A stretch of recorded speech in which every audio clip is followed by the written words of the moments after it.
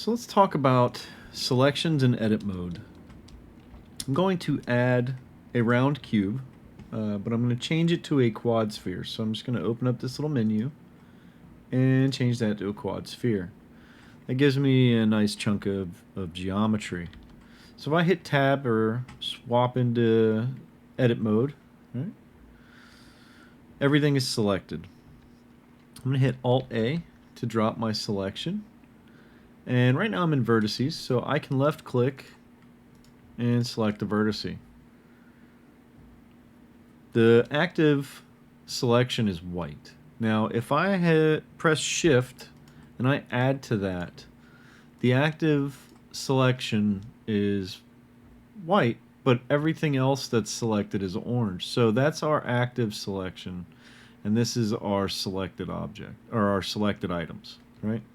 I don't know how to word that. Then we jump over to edges. Same basic thing. Our active selection is white, and the connected selection is orange. And the same goes with polygons. So whatever's active is white, whatever's just selected and not the active selection is orange. Now we have a couple of ways we can select. We can select an item, press Control, and it'll make the shortest path to that. So let's say I go over here. So that was the shortest path to here. I don't always believe it, but that seems to be the math to get to there, right?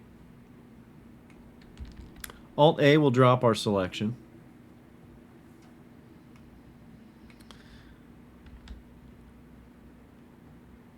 Now we can select a loop, so if we Alt and click right in between two polygons, it's going to select the loop, right? Now in edges, same thing applies. We can just click on the edge and it'll follow the direction of our selection. And in vertices, the same thing applies.